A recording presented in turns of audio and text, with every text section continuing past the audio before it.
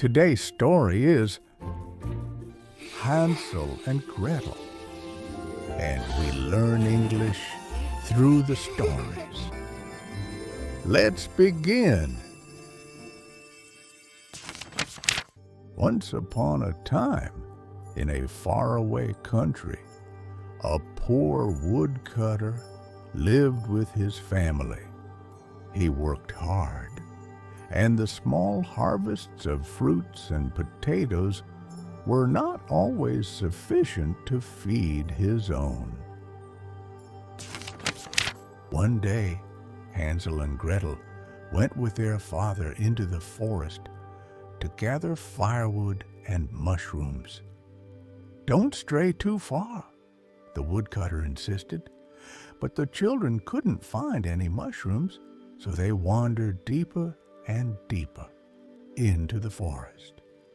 Soon they could no longer hear the blows of their father's axe.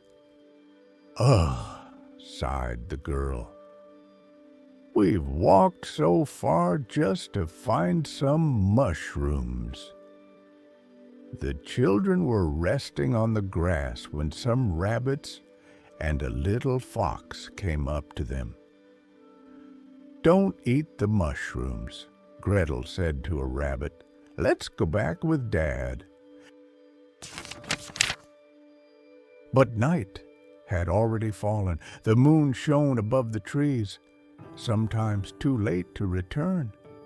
Trees, the paths in full night are dangerous.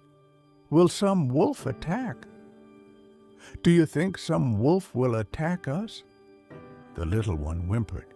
The frightened children's cries were advised by the wolves. A wise owl going to catch? "Don't stay here in the cold. Follow me. I'll lead you to a hut that's nearby." The children followed the owl. "How strange!" The girl was surprised. "Who lives there? I don't like it." "Look," said her brother, "I'm tired and very hungry." Gretel agreed, and the two headed toward the strange little house. "The chocolate and caramel house," exclaimed Gretel. They could eat as much as they wanted for hours and hours. Gretel liked the caramel and Hansel the chocolate. "Who's eaten my roof?" a sweet voice suddenly asked.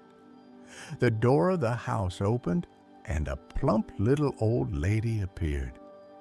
Gretel was frightened, but the lady calmed her down and invited them inside. "No, don't go in. Run away while you still can," cried a little deer, tugging at Gretel's dress. But the girl went in anyway. "I'll prepare hot chocolate for you," said the little old lady. Hansel and Gretel felt safe. The lady was kind enough that they slept peacefully. "Gretel, I'd like to have a chocolate house," murmured Hansel. "Good night," replied Gretel, exhausted. And while they dreamed of chocolate and candies, Gretel was frightened when she opened her eyes in the morning. The beautiful house had turned into an old hut, and the lady had become a witch. "Ha, ha, ha, ha," she laughed. "I've made a good capture," and she locked Hansel in a cage. The witch forced Gretel to cook every day to fatten up her brother. As soon as he was plump enough, she would devour him. Every morning the witch, who could barely see, ordered Hansel to stick his finger through the bars so she could feel it. "You little rascal, you're not getting any fatter," she grumbled. But Hansel was very clever and always held out a thin chicken bone instead. A few weeks passed, and the witch lost all patience. "Gretel, light the fire, grab the pot, and fill it with water. Today we're going to cook Hansel." "Oh my God, how am I going to save my brother?" thought little Gretel, terribly sad.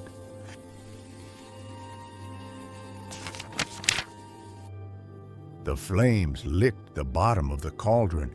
The water was bubbling furiously.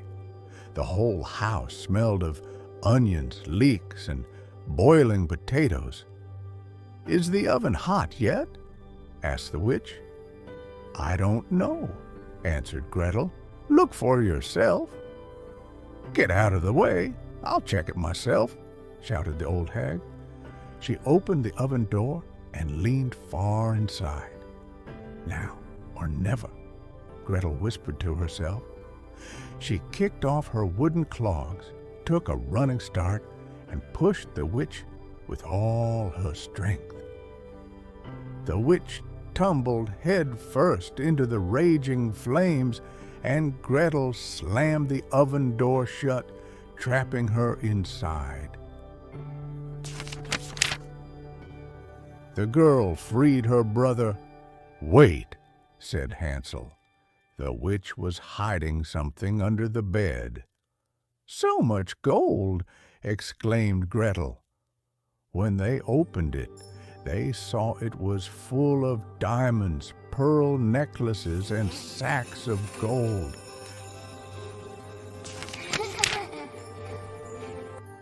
Hansel and Gretel quickly left with the treasure and took the cat.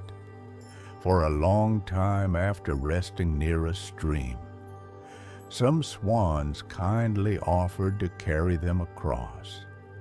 When they reached the shore, Hansel and Gretel knew the path.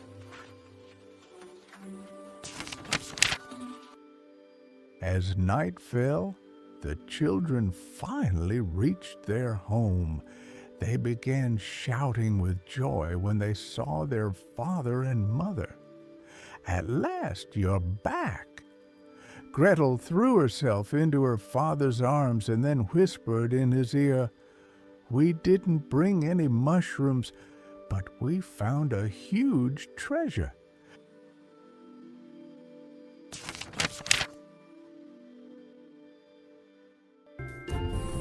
¿Hablas español? Mira la parte 2 en español.